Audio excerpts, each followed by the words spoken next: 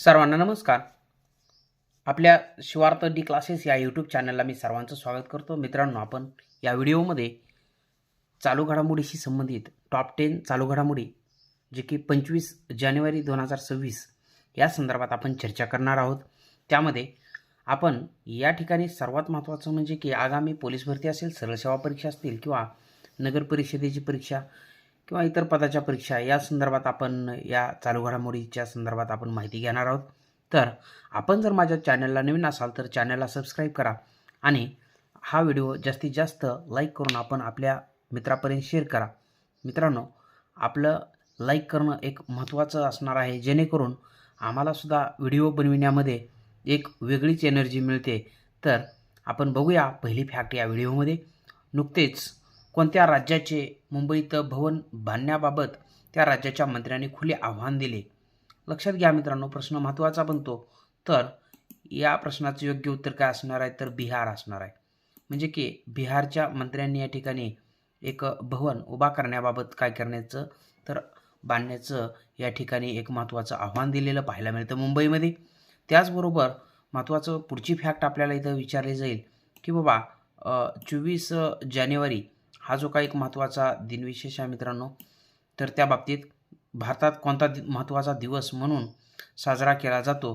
तर या ठिकाणी राष्ट्रीय बालिका दिन म्हणून आपण हा दिवस साजरा करतो. कोणता दिवस? तर लक्षात घ्या, 24 जानेवारी राष्ट्रीय बालिका दिन. IMP असेल पॉईंट मित्रांनो. पुढची फॅक्ट आपण पाहूया आपल्या व्हिडिओमधली. भारताची पहिली इमर्सिव्ह फर्टिलिटी नॉलेज सेंटर किंवा भारताचे पहिले इमर्सिव्ह फर्टिलिटी नॉलेज सेंटर, ज्याला आपण IVF म्हणतो. लक्षात घ्या, IVF म्हणजे काय असाही प्रश्न आपल्याला विचारला जाऊ शकतो.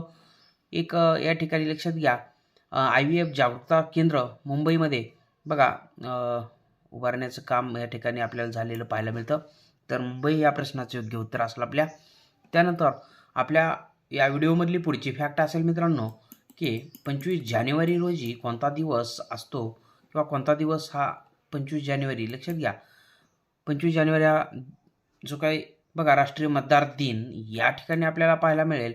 म्हणजेच की लक्षात घ्या मित्रांनो, आपला जे काय भारताचा असणारा केंद्रीय निवडणूक आयोग आहे हा या ठिकाणी आपल्याला लक्षात घ्यायचा आहे. या ठिकाणी केंद्रीय निवडणूक आयोगाची स्थापना कधीची आहे? तर लक्षात घ्या, 25 जानेवारी 1950ची स्थापना आपल्याला पाहायला मिळते.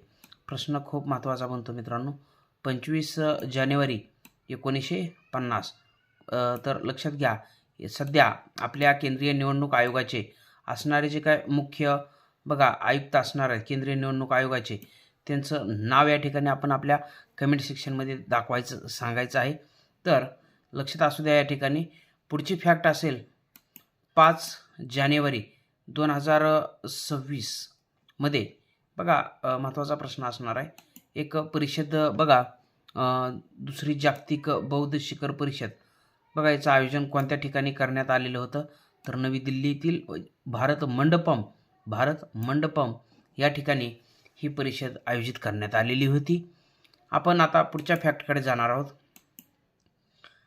बेबला सिंचन प्रकल्प जो सध्या चर्चेत असलेला दिसून येतो आपल्याला, महत्त्वाचा प्रकल्प असणारा बेबला सिंचन प्रकल्प. तर महाराष्ट्रातील कोणत्या जिल्ह्यामध्ये हा प्रकल्प स्थित आहे?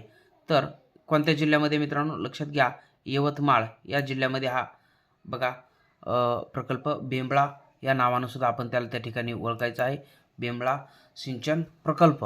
लक्षात घ्या, महत्त्वाचा प्रकल्प असणार आहे, चर्चित आहे तो यवतमाळ जिल्ह्यामध्ये. लक्षात घ्या, कोणत्या अंतराळ कंपनीने बघा प्रश्न महत्त्वाचा असणार आहे, कोणत्या अंतराळ कंपनीने भारतीय भूनिरीक्षण उपग्रह समूहासाठी इन स्पेस सोबत करार केला? तर त्या ठिकाणी गॅलेक्स आय नावाचे बघा या ठिकाणी ही यंत्रणा लक्षात घ्यायची आहे. पुढची फॅक्ट आहे मित्रांनो, चंदीगडने कोणत्या फुलपाखरास राज्य फुलपाखरू घोषित केले? तर नुकतंच चंदीगडच्या माध्यमातून स्ट्राइप्ड टायगर नावाचं फुलपाखरू याला राज्य फुलपाखरू म्हणून घोषित केलेलं आहे.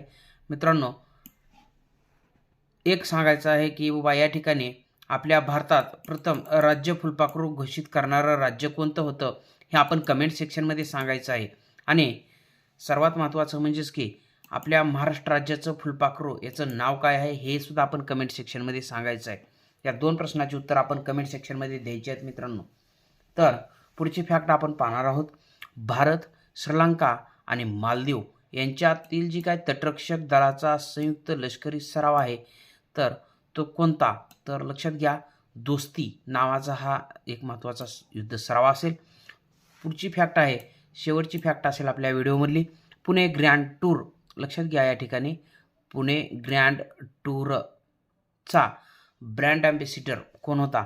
तर MS धोनी, महेंद्रसिंग धोनी हे भारताचे माजी क्रिकेट कर्णधार या ठिकाणी आपल्याला या पुणे ग्रँड टूर स्पर्धेचे ब्रँड ॲम्बॅसिडर पाहायला मिळतात. तर हे होते आपल्या आजच्या व्हिडिओमधील टॉप 10 चालू घडामोडीचे प्रश्न.